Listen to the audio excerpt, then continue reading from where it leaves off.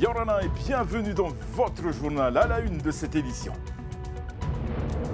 Plus de 80 chauffeurs de taxi ont répondu présents ce matin pour l'opération escargot entre Pape Été et Paia. Ils craignent la saturation du marché et dénoncent la concurrence déloyale de taxis pirates. Il a été officialisé depuis peu aux commandes d'Air Moana. Lionel Guérin, le nouveau PDG d'Air Moana, a accordé à TNTV une interview exclusive. Poids lourd de l'aviation, il annonce des nouveautés pour 2025. Puis nous irons à 80 mètres de fond aux côtés d'une équipe de scientifiques spécialistes des plongées profondes pour percer les mystères de la pente synchronisée des coraux. C'est notre grand format. Et enfin, nous vous donnerons des nouvelles de Mayotte où les renforts tentent de sauvegarder le seul hôpital de l'île dévasté par le cyclone Chido.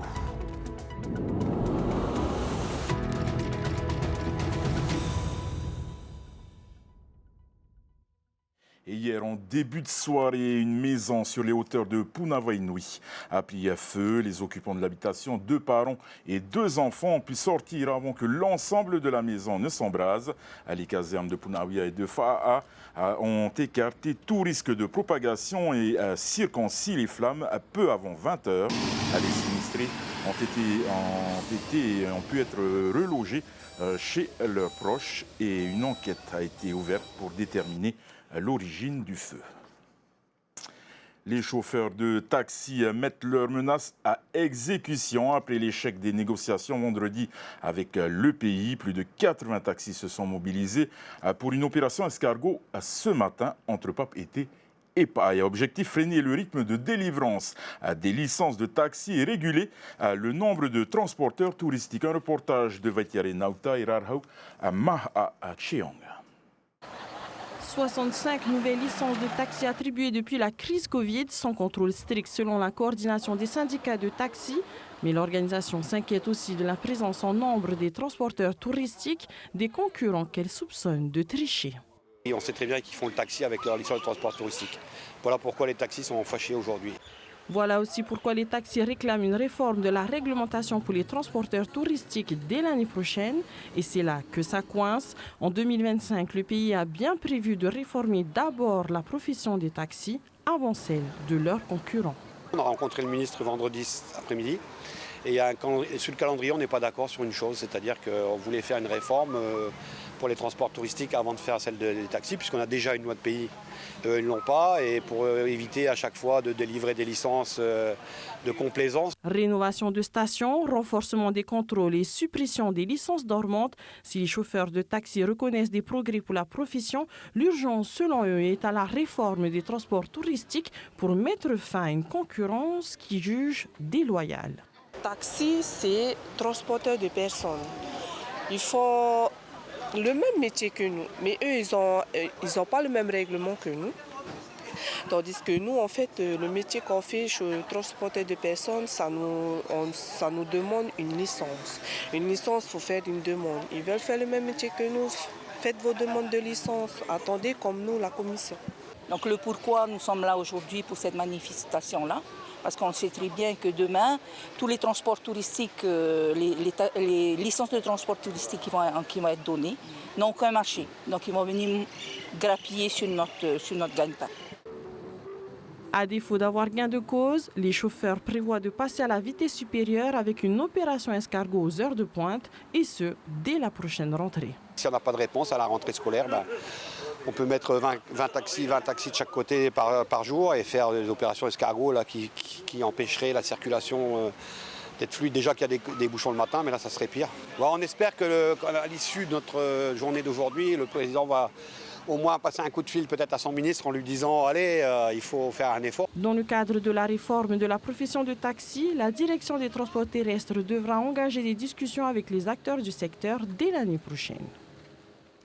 Et de son côté, le ministre des Transports, Jordi Chan, a rappelé que la réforme des transports touristiques n'interviendra de toute façon que quelques mois après celle des taxis, mais que la priorité du gouvernement restait de réformer d'abord la profession des taxis, soumise selon lui à bien plus grand nombre de plaintes. On l'écoute au micro de Rarhuma.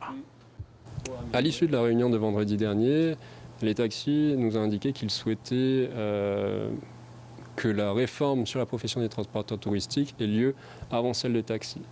Ce que nous souhaitons, c'est maintenir le calendrier actuel, c'est-à-dire mettre en place la réforme sur la profession des taxis en 2025 et celle sur les transporteurs touristiques en 2026.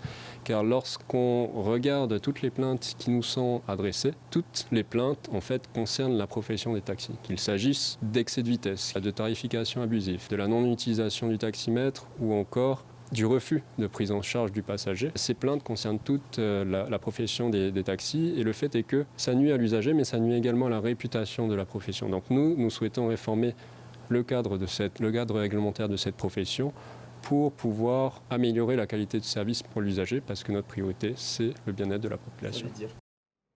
Nous vous l'avions annoncé à fin octobre, l'arrivée d'une pointure de l'aviation aux commandes d'Air Moana. L'ancien directeur de Hop, Lionel Guérin, a été nommé PDG de la jeune compagnie aérienne. Dans une interview exclusive à TNTV, il annonce des nouveautés pour 2025. On l'écoute, il est au micro d'Esther Cuneo. Lionel Guérin, vous avez pris officiellement vos fonctions. Vous avez choisi une petite compagnie dans une petite île du Pacifique. Pourquoi ce choix alors que vous êtes une pointure dans le milieu de l'aviation? Yorona d'abord. Pour 3 raisons. La première, c'est que je suis venu ici, avant d'accepter ces fonctions, voir les équipes d'Air Moana, pour voir si ça fonctionnait déjà, s'il y avait une équipe, si les avions étaient exploités correctement, si le service était correct. Et j'ai trouvé des équipes jeunes et très motivées, qui avaient vraiment envie de se battre. Et donc ça m'a fait vraiment plaisir. La deuxième, et puis c'était possible, la deuxième raison, c'était les ATR, parce que j'ai exploité beaucoup d'ATR dans mon passé, 22 en métropole, et c'est un bon avion qui est bien adapté aux dessertes. D'ailleurs, le concurrent les exploite depuis des années. La troisième, c'est mes attaches de Raiatea, parce que mon épouse est de Raiatea et j'ai ma belle famille à Raiatea et à Taha, et j'y vais régulièrement. Donc je suis à moitié en Polynésie régulièrement. Alors vous avez pris le pouls de cette compagnie. Est-ce que vous avez déjà analysé ses forces et ses faiblesses? Oui, alors les forces, je vous en ai parlé, c'est la jeunesse, la motivation, la technicité. Les faiblesses, il faut réorganiser beaucoup les choses, pas sur la partie exploitation, mais sur la partie commerciale notamment. Créer les bonnes alliances avec les compagnies internationales, créer le bon service client de bout en bout, et puis avoir des avions neufs. Alors justement, parlons-en. Air Moana s'apprête à acheter des avions neufs. Où est-ce qu'on en est de l'acquisition de ces nouveaux ATR? Alors la bonne nouvelle, c'est que nous avons le premier avion neuf qui arrive en juin 2025, qui va être mis en ligne courant juin 2025, qui va nous permettre de changer complètement notre programme et de l'améliorer. En quelques mots, on va passer de 3 fréquences à 4 Raiatea à 5-6. Bora de la même façon 5-6, au moins 3 allers-retours par jour pour la clientèle corporate et la clientèle résident. On va ouvrir deux nouvelles destinations, Wainé et Fakarava, de manière à pouvoir organiser ces circuits touristiques et d'accompagner les touristes qui viennent nous visiter. Donc ça, c'est la bonne nouvelle. Les autres avions neufs qui vont arriver, ils arrivent en juin 2026 et septembre 2026. Donc à l'issue de l'année 2026, on a 3 avions neufs en exploitation. Nouvelle génération, des 72-600 XT qui consomment moins de carburant et avec un confort à bord amélioré. Des sièges confortables, plus confortables, inclinables, avec un pitch dans notre jargon, c'est un espacement différencié. Et ça nous permettra de travailler ce service client de bout en bout. L'expérience client est très importante pour nous. Et aujourd'hui, on peut se distinguer d'ores et déjà par rapport à la concurrence sur attribution de sièges, sur des trolleys à bord avec un service amélioré. Et on va continuer à préparer l'été pour un service facilité pour les visiteurs, mais aussi les corporates locaux qui ont besoin de faire des allers-retours journée. Vous avez dû le voir, Air Tahiti, le concurrent est inquiet et parle d'un secteur qui ne se porte pas bien financièrement. Vous avez parlé de mettre en place une concurrence saine. Donc pour vous, la concurrence saine, c'est ça? La concurrence saine, c'est d'éviter d'avoir la surcapacité, c'est-à-dire faire voler des avions vides. Donc c'est d'avoir un beau dimensionnement de flotte de part et d'autre, d'Air Tahiti et de la nôtre. Premier point. Deuxième point, d'avoir peut-être des synergies ici. Je prends un exemple. On confie notre maintenance à une entreprise qui n'est pas en Polynésie. Moi, j'espère que Air Tahiti puisse entretenir nos avions. Ça, c'est une synergie locale. Et puis la concurrence saine, c'est de faire le plus possible pour nos clients, réciproques, de noter des améliorations. Je crois que c'est d'ores et déjà le cas depuis l'arrivée d'Air Moana. Et ensuite, l'effet positif, c'est qu'il y a une partie de la clientèle qui ne voyageait pas qui va pouvoir voyager. Donc il y a une induction dans notre jargon, ça fait un peu plus de trafic. Et puis ensuite, sur les visiteurs, il y a un certain nombre de touristes chaque année à peu près constant, mais qui est en augmentation. Et puis les prochains croisiéristes nous prédisent beaucoup plus encore de visiteurs. Donc on peut augmenter légèrement la capacité. C'est ça la concurrence saine, ce n'est pas des bagarres insensées, c'est le mieux pour les clients.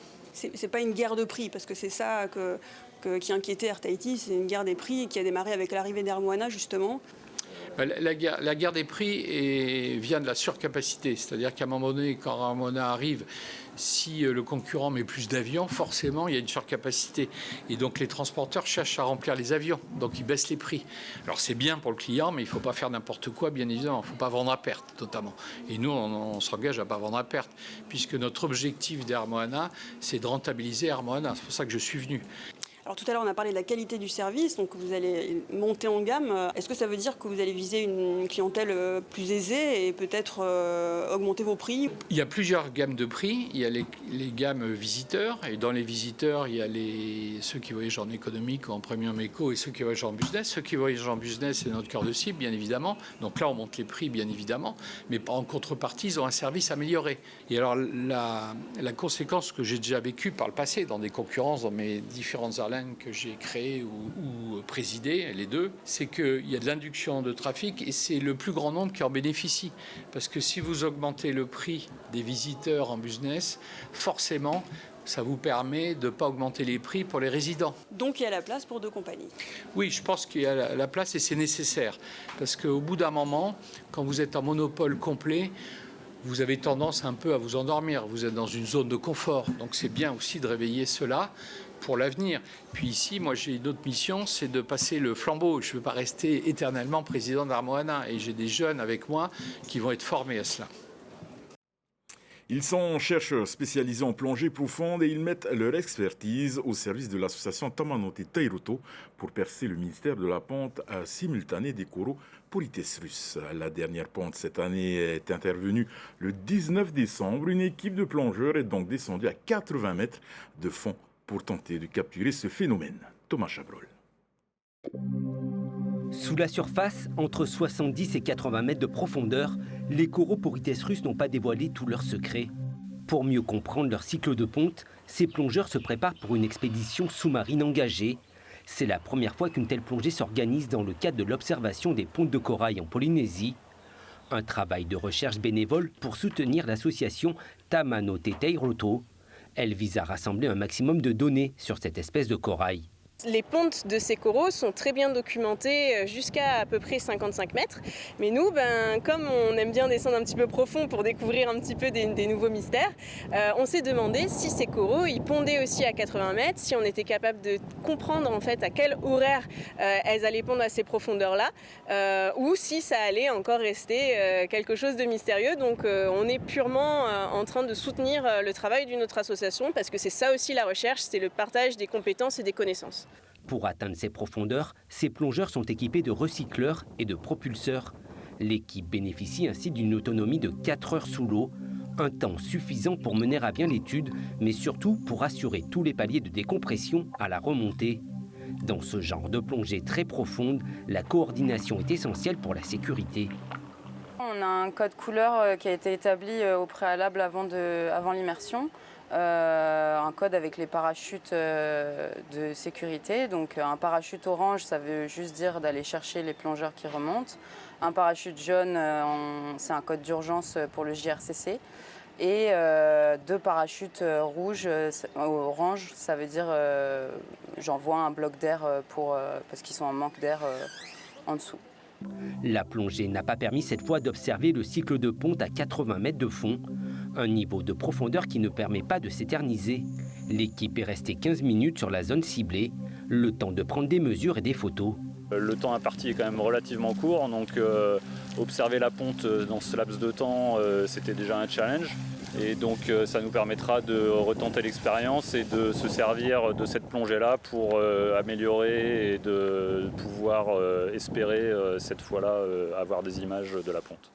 Les données recueillies permettront de comparer la morphologie des coraux, car les porites russes à 20 mètres sous la surface n'ont pas la même apparence que celles observées à 45 mètres de fond en forme de rose. Autre mystère à éclaircir, le décalage probable entre l'heure des pontes selon les profondeurs. Il semblerait que le déclenchement de la ponte soit corrélé avec la luminosité. Et comme c'est un peu moins lumineux, du coup encore moins du coup à 80, même si c'est crépusculaire et qu'il y a quand même encore de la lumière, on pense qu'on essaiera de partir peut-être encore plus tard la prochaine fois pour réussir à observer cette ponte. Cette plongée test permettra d'affiner le rendez-vous du 19 janvier prochain, soit la première ponte des coraux porites russes de la nouvelle année. Si les scientifiques parviennent à observer ce cycle naturel à 80 mètres, il s'agira d'un record. Et cap sur l'île de Mayotte, où la population manque encore de tout après le passage du cyclone. La Polynésie a elle-même prévu une aide de 5 millions de francs à des tentes, des bâches et de l'eau sont également en cours d'acheminement à déployer sur place. Les secours se concentrent sur le seul hôpital de l'île éventré par le cyclone. Les précisions avec Esther Cuneo et l'agence France Presse. C'est dans ce stade, à Mamoudzou, la capitale de Mayotte, que 1600 mètres carrés de tentes sont montés par les secours pour soulager l'hôpital de l'île. Ok, donc après par-dessus la barre comme pour les autres.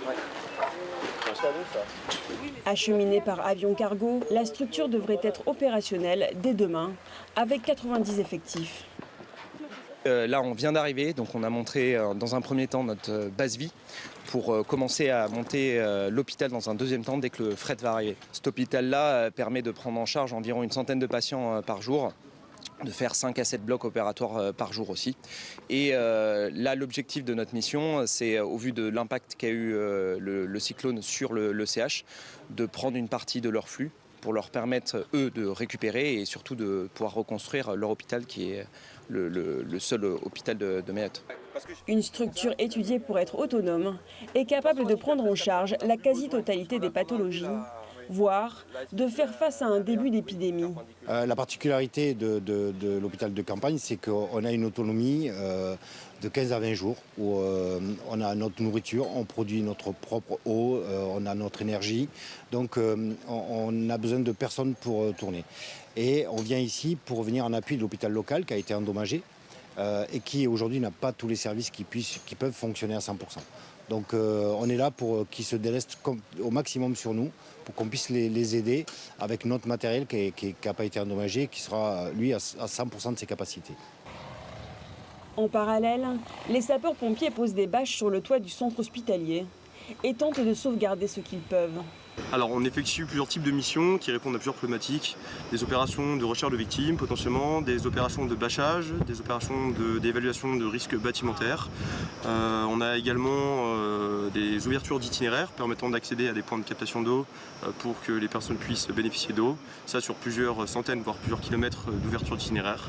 Une semaine après le passage du cyclone dévastateur, l'aide arrive au compte-gouttes. L'ONG Acted a affrété un avion cargo pour acheminer un premier lot de 700 tentes. 10 000 bâches seront également déployées sur l'île, dont 8 000 acheminées depuis la Réunion. Voilà, nous arrivons au terme de notre édition. Retrouvez votre film Pierre Lapin 2 de Will Gluck, puis votre émission Capitale demain.